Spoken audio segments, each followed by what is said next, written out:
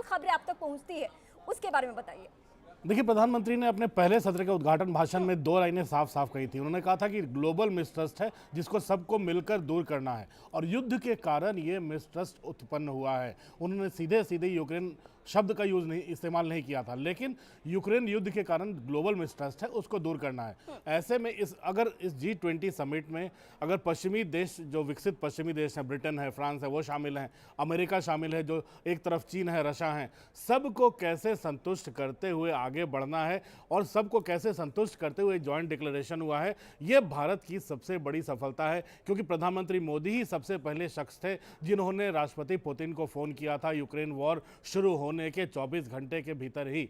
ये सबसे बड़ी उपलब्धि थी, और उन्होंने ये कहा था कि युद्ध के में उन्होंने किसी को भी ब्लेम करने से इनकार किया था। उन्होंने कहा था जितने स्टेक होल्डर्स हैं सब सामने आए, सब बात करें, तब जाके इसका समाधान होगा। और उसका अब मुझे लगता है अब एक साल निकल गया है। अब अगर उसके ऊपर डिक्लेरेशन आ रहा है, वो भी G20 के देश, जो दुनिया के सबसे महत्वपूर्ण देश हैं इकोनॉमी को लेकर, अगर ये देश इस पर चर्चा कर रहे हैं और प्रधानमंत्री अपनी टीम को धन्यवाद दे रहे हैं, तो इसके पीछे अगर थोड़ी देर बाद, अगर आधे घंटे के भीतर जयशंकर विदेश मंत्री इस पर प्रेस कॉन्फ्रेंस करेंगे, जयशंकर और उनकी पूरी की पूरी टीम, मुझे लगता है इसमें उन्होंने काफ़ी मेहनत की है। अगर उनके ठीक पीछे निर्मला सीतारमण वित्त मंत्री को देखें, उनकी भी काफ़ी मेहनत आई है। से अजीत डोभाल जो लगातार रूस के कुछ दिन पहले भी मॉस्को के दौरे पर गए थे पुतिन साहब से मुलाकात करने, तो ये एक पूरी की पूरी टीम है जो एक म्यूचुअल ट्रस्ट कायम करने के लिए एक दूसरे से मिलती रही है, और यही ट्रैक टू डिप्लोमेसी काम आई है। लीडर्स के बीच सहमति बनी है, और जिसे घोषणा पत्र में शामिल कर दिया जाएगा, जो दिल्ली डिक्लेरेशन होगा। मुझे लगता है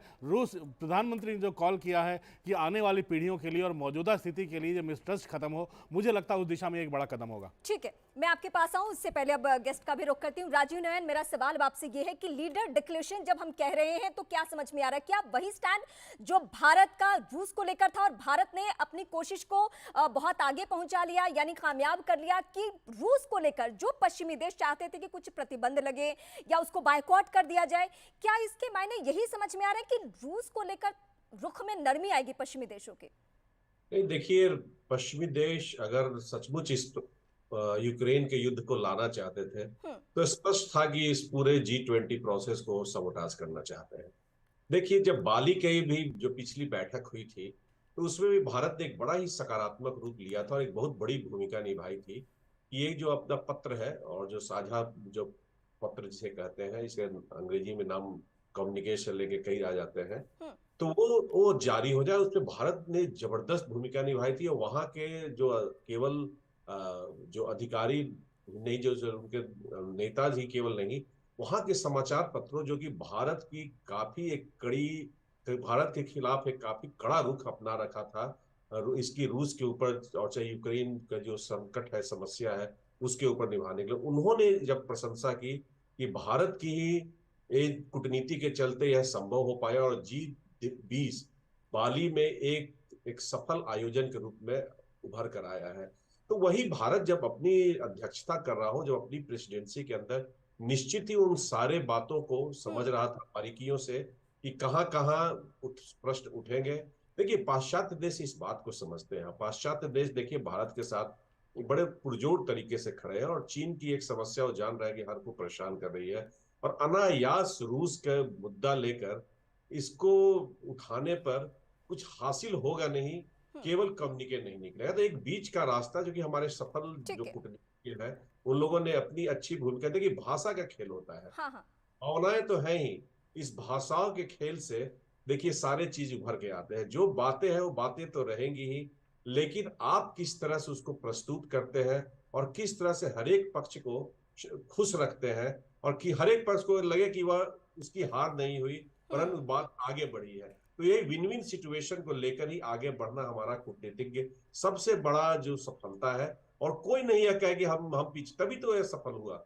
ठीक है। सबको लगे कि देखिए उनकी बात सुनी गई, उनकी बात आई, भाषा जो, तो यही यही कारण था कि हम आज सफलता की तरफ बढ़े। और मुझे इसके ठीक ये एक्सपेक्टेड था, ठीक बहुत है। ज्यादा अनएक्सपेक्टेड, मीडिया में थोड़ा स्पेकुलेशन हो गया था, लेकिन भारत भारत को इसका अनुभव था कि कैसे इसे इसे खेलना है, इसे किस तरह संभालना है। ठीक है। तो ठीक है। बस वही बात है, मैं इस पर हाँ, बहुत ज्यादा आश्चर्यचकित नहीं हूँ। ठीक है, मैं आपका रुख करती हूँ। निनाद सेठ भी अंतर्राष्ट्रीय मामलों के जानकार मेरे साथ हैं। निनाद, हम कल भी इस टॉपिक पे बात कर रहे थे कि भारत किस तरीके से आगे बढ़ा, और भारत की कूटनीति का ही नतीजा है कि एक तरफ हमारी रूस से पुरानी दोस्ती, प्रगाढ़ दोस्ती, तो हम अमेरिका के साथ भी गर्मजोशी के साथ मिल रहे हैं। और जिसका मैं इस वक्त जिक्र कर रही हूँ, यानी लीडर्स डिक्लेरेशन, उस पे अब सबकी सहमति बनने का मतलब कि हमें अब बहुत ज्यादा कुछ करने की जरूरत नहीं है।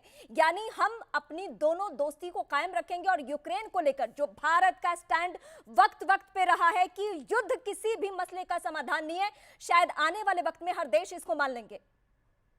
देखिए, मेरे को लगता है कि कूटनीति में नरेंद्र मोदी की बहुत बड़ी जीत है। इस वक्त दुनिया फ्रैक्चर्ड है, G20 डिवाइडेड है, और एक वॉर चल रहा है एक तरफ, और दूसरी तरफ चीन का एक स्टांस था कि हम नहीं इससे एग्री करेंगे। उस इतने बड़े तूफान से इस कश्ती को निकालना और एक जॉइंट डिक्लेरेशन लाना मेरे ख्याल से एक बहुत बड़ी उपलब्धि है।